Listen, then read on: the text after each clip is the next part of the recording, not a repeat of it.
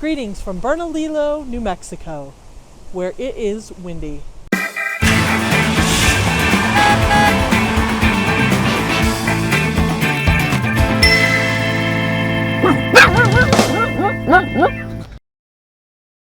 Today I decided to hunker down in Bernalillo instead of trying to drive.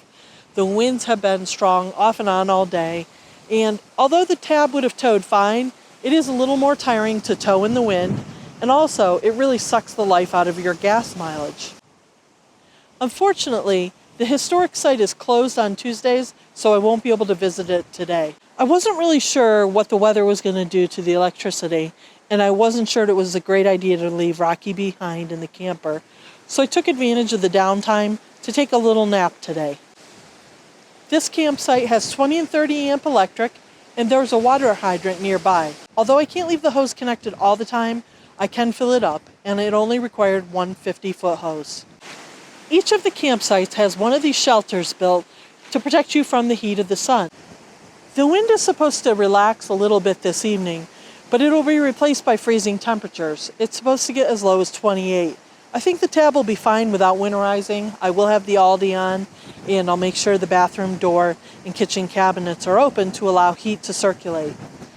I really actually enjoyed the wind. When I took a nap, it was sort of like being in a big cradle being gently rocked to sleep as the wind shook the trailer. I'm excited to hit the road again tomorrow as I head eastward, this time to the biggest state in the lower 48. I headed out early, and as I took my left turn at Albuquerque, I noticed some hot air balloons on the horizon. But once you leave Albuquerque, there really isn't much to see but desert until you hit Texas.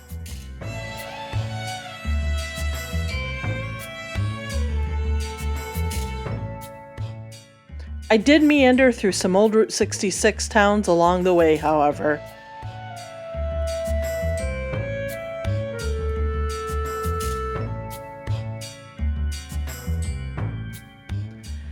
As I hit the outskirts of Amarillo, I headed south to Palo Duro Canyon State Park.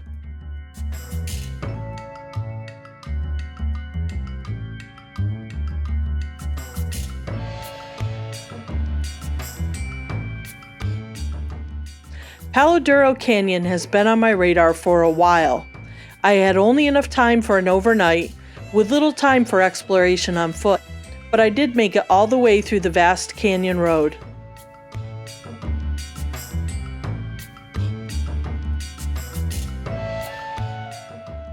Among my goals was to keep Rocky away from the tarantulas, cactuses, and rattlesnakes, and thankfully, we managed that.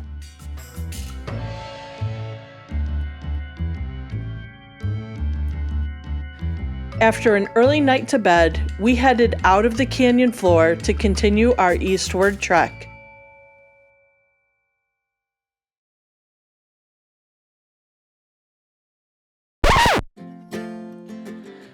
By this point in the journey, Maddie Ross and the Jeep were looking pretty dirty, even if the video doesn't clearly show it, trust me.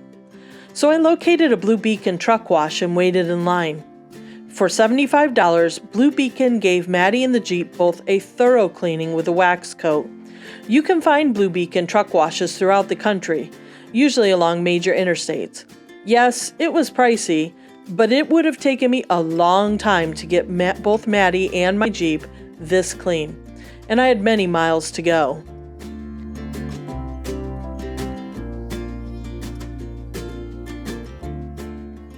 As I hit the open road, I again occasionally meandered through some old Route 66 towns, including the neat old gas station, now visitor center, in Shamrock, Texas, and Eric, Oklahoma, where a large mural tribute to Roger Miller, the singer-songwriter behind King of the Road and other tunes, can be found.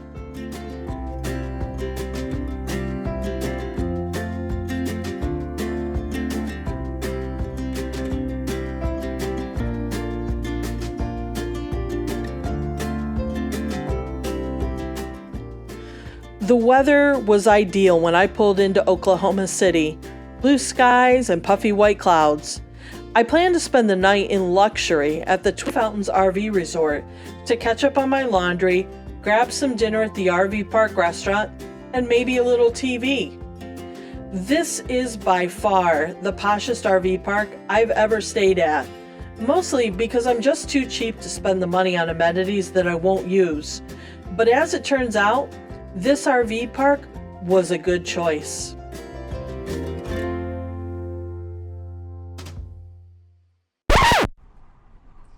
Well, good morning from Oklahoma. Last night we had some serious storms roll through, and around 11 o'clock I started to hear some thunder, and so I pulled up the radar and turned on the local TV. On my phone I have YouTube TV, so I pulled it up and started watching it, and it was clear that the local weather guys in Oklahoma City were concerned about the weather. And these are guys who see severe weather often enough that I decided I should be a little concerned too. So I pulled up some information from the Storm Prediction Center's website. The Storm Prediction Center is the center in Norman, Oklahoma that issues all the severe weather alerts throughout the country. So they will have what's called a meso discussion when they are concerned about a particular area. And so I turned on the news, and sure enough, these guys were tracking some serious hail, a lot of ground to cloud lightning, serious winds up to 70 miles an hour, and in some cases hail. The largest they reported was baseball size hail. So as the reports started to come in and the storms got closer to the Oklahoma City metro area where I am right now, I decided I would get dressed. I wasn't in a rush, but I got up, got dressed, picked up Rocky, and we drove up to the storm center. I brought with me a little headlamp and got up there, and I was the first one there because I am overly cautious. But within just a few minutes, there were others that joined me in the storm shelter as well. The advisories were telling you to get to an interior room because of the winds associated with the storm.